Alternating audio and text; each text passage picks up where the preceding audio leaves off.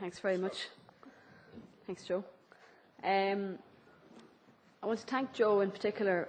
I did something very mean during the week, and I kind of imposed and suggested that Professor Justin O'Brien will come and speak, and I think he's got some very, very interesting things to say. So I'd like to take this opportunity to thank Joe personally for being so indulgent, because I really want to hear what Justin has to say. So thank you for being so generous in reorganising the schedule at such a short notice.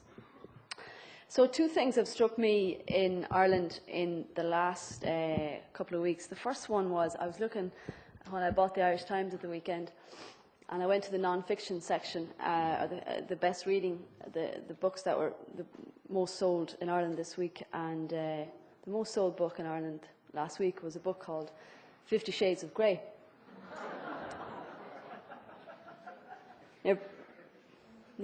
I'll come back to this later. 50 Shades of Grey is about a billionaire, Christian Grey, apparently, and Anastasia Steele. But I had a drink last night with my good friend Pat Leahy, and I asked Pat, how many books did your book sell in the last 3 or 4 years since it came out? A book that was very highly respected, that gave a particular insight into Ireland at a particular time, and was made into a television series. And he said 15,000, and I was really impressed by that. And I was thinking, whoa, this 50 Shades of Grey has sold 25,000 copies in 1 week, and something like Pat Leahy's book in the last 3 or 4 years has only sold 15,000. So that to me tells me there's something going on among women in Ireland and their tastes of particular types of literature. But it's something we don't talk about. I don't hear any conversations around the kitchen table about bondage and sadomasochism or ropes and things like that. But 25,000 women, or not women, maybe some men, 25,000 people in Ireland last week bought that book. Maybe some of them bought it on a device like this called Kindle, because when you're reading the book, you don't have to show the title. I'm only speculating.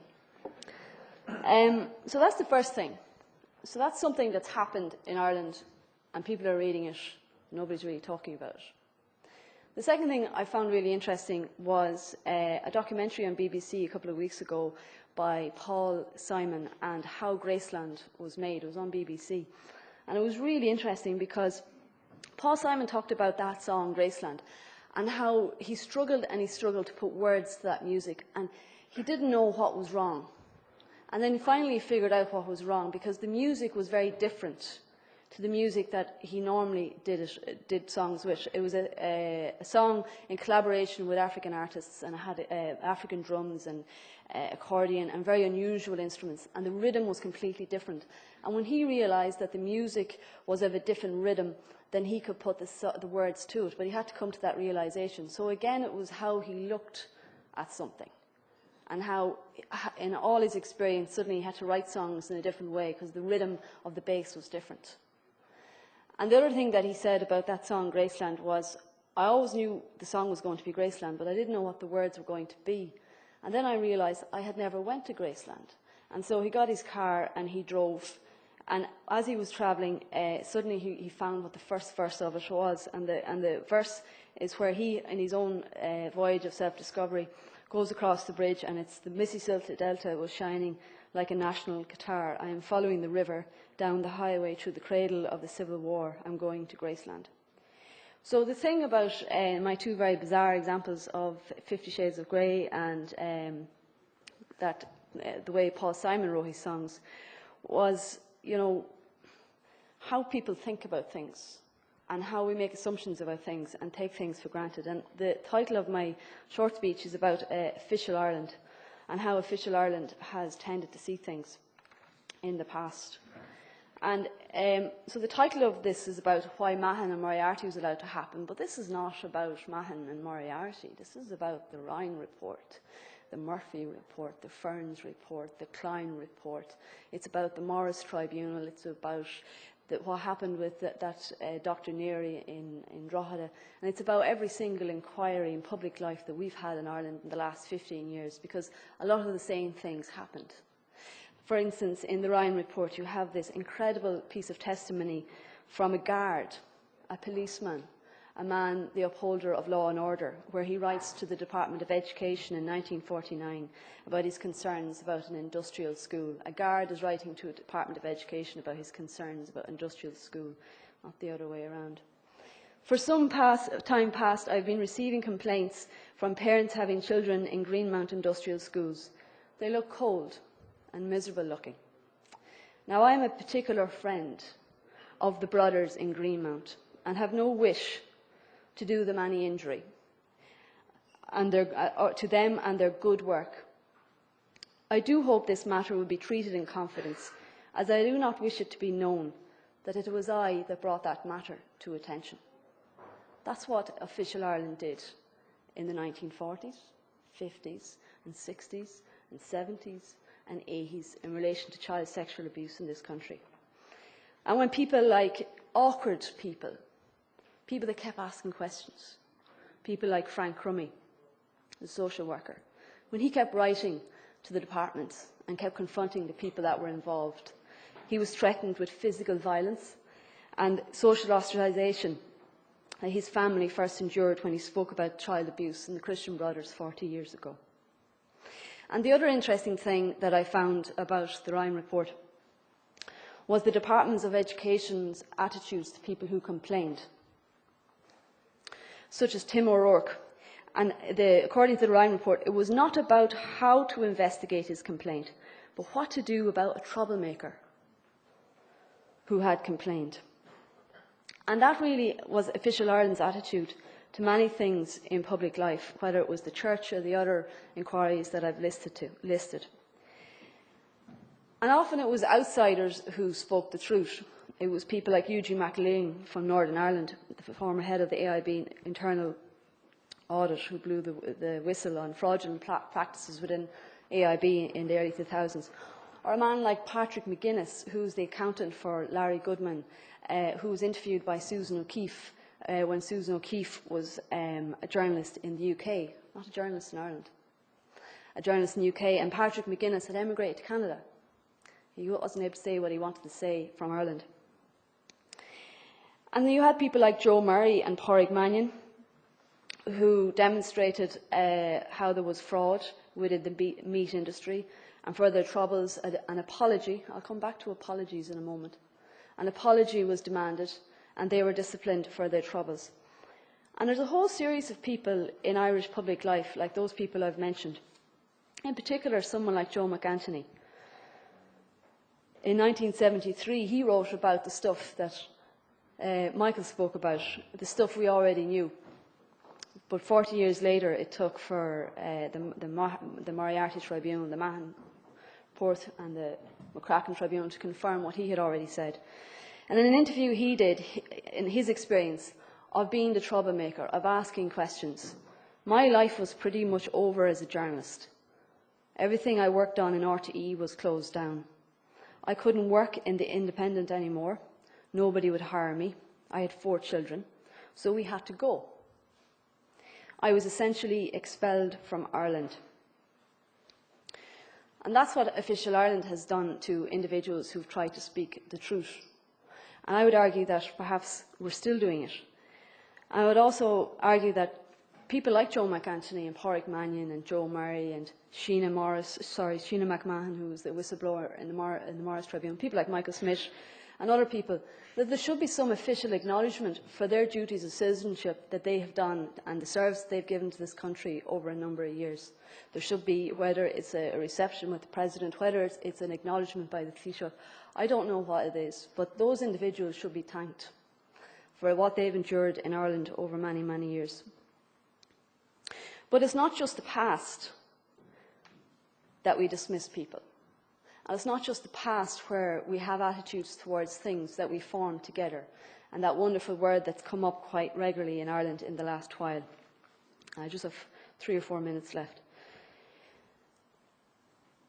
We saw it last October, November, when on an RTE television programme with 900,000 viewers on a Monday night, when Sean Gallagher was speaking on the front line, and he was asked a question about a tweet, and the import of the tweet. He was asked about a claim about fundraising he was engaged in. And the reaction by many people in October, November last year was, well, it was the way he used the word envelope. It was the way he reacted.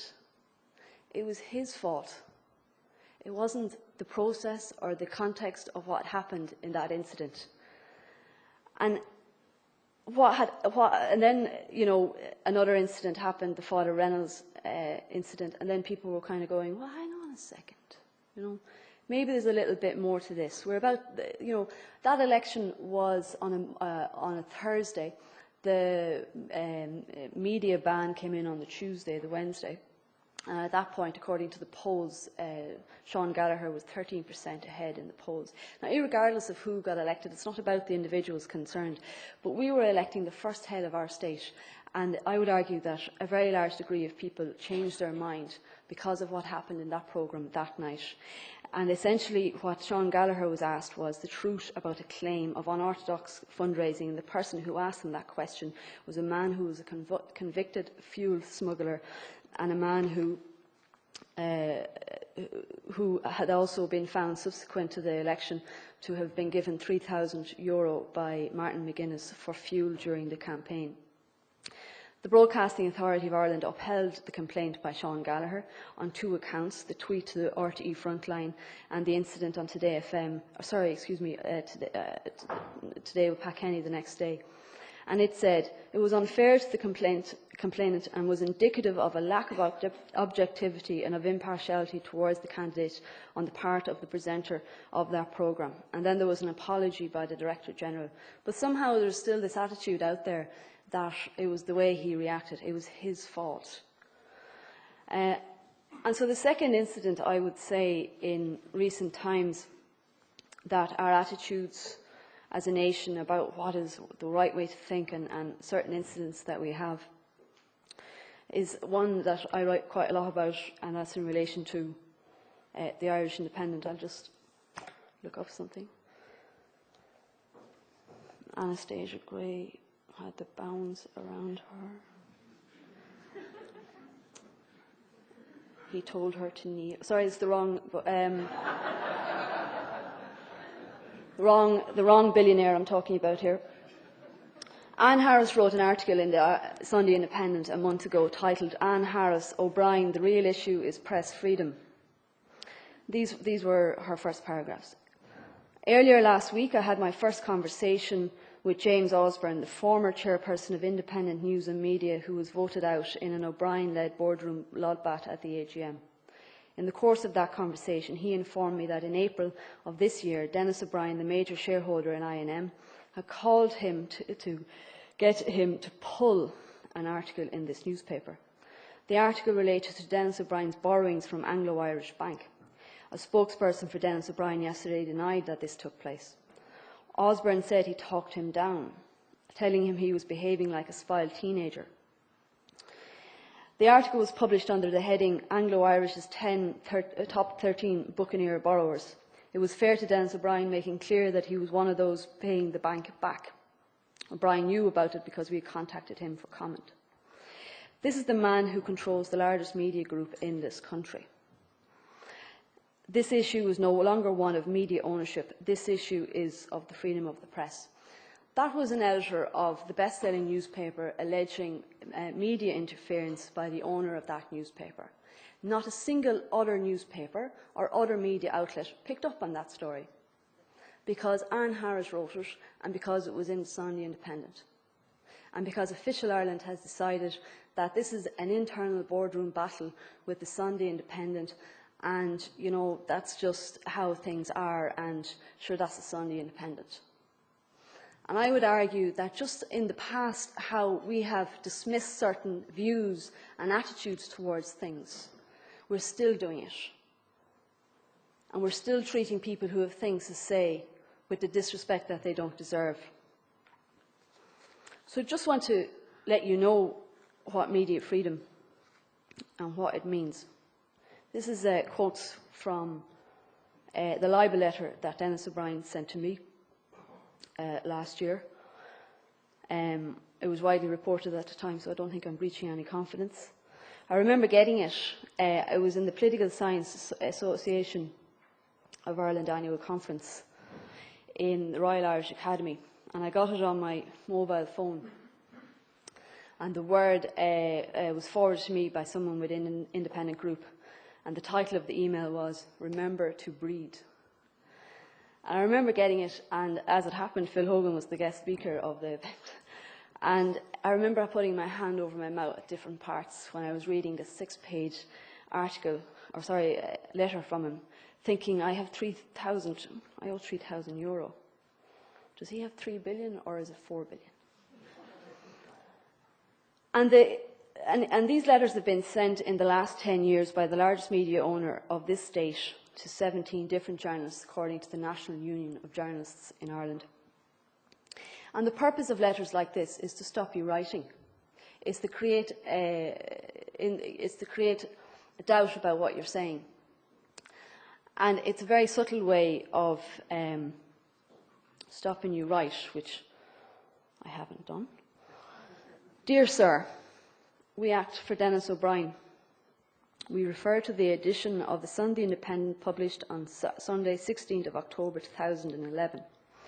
The article written by Elaine Byrne, which appears on page 14 under the following headline, "So who's afraid of Denis O'Brien? Enda Kenny is." The article is characterised by an appalling lack of objectivity. This is demonstrated in Miss Byrne's repeated references to the Moriarty Tribunal report in support of her criticisms of our client, her sneering and sarcastic description of him as a patriot. Didn't know it was against the law to be sneering. In reference to his attendance at official Fine Gael fundraising events, ignores the reality of the matter, which is that all the bidders of the GSM licence attended the same Fine Gael fundraisers as our client did on the part of the broader ESAT Digifone consortium. There's nothing unique or clandestine about that, and the deliberate attempt to create the impression that there was is a disgrace.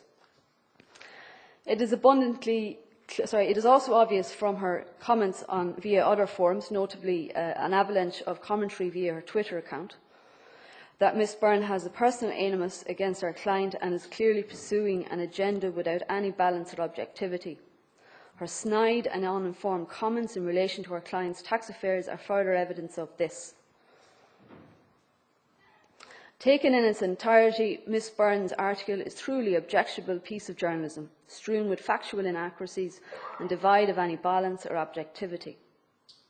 We hereby call upon you to publish, in a prominent position, a full retraction, an apology, in the next edition of the Sunday Independent, and let us have your proposals to address this grave wrong in the terms to be agreed with this office.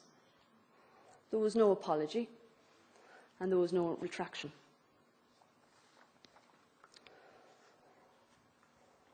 I grew up in a pub, and I had a very intimate surroundings that I had to observe things like alcoholism. And alcoholism is a disease with denial at its embedded defence mechanism. Denial punishes those who seek to challenge the behaviour of the alcoholic. It's easier to avoid than acknowledge, to ignore than confront. And eventually the problem grows into the large white elephant in the small room that everybody walks around and kneels under while pretending that everything is perfectly normal. And it's in that pretense that enables and allows that alcoholic to function, because the enabler and facilitator subconsciously accepts this behaviour and then ultimately become responsible for it. The enablers and facilitators are part of the problem, not just the alcoholic. The refusal to recognise the fundamental difference between right and wrong poisons all those who come into contact with the alcoholic, and excuses are made for the behaviour in order to protect a reputation. Enablers and facilitators become obsessed about the maintenance of secrecy, the avoidance of scandal, the protection of reputation. The words of the Ryan report. All other considerations are subordinated to those priorities. And this enabling phenomenon has many forms, but always the same outcome. It allows the alcoholic to avoid the consequences of their action and prolongs the behaviour in the first place. And it also gives impunity to those who are responsible for it in the first place. and it prolongs a fundamentally flawed system. So I'm looking around here, and I looked at the programme this morning, and I see what is and what I would describe as official Ireland. It is predominantly male, predominantly over 50, predominantly people who earn over €100,000 generally.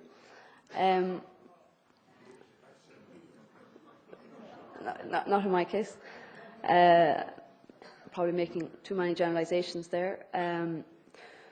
But it is people that think in a particular way and isn't always challenged about different ways of looking at things, you know. And I think that it would be very helpful, and I'm finishing now, to have a space for very different voices as well, and to have a space for people who absolutely challenge and we disagree, and to have the voices like Michael Smith, who 10 or 20 years ago were being continuously dismissed, have the voices like I mentioned about the whistleblowers who did whistleblow all those years ago, and to hear those experiences as well. So thank you very much.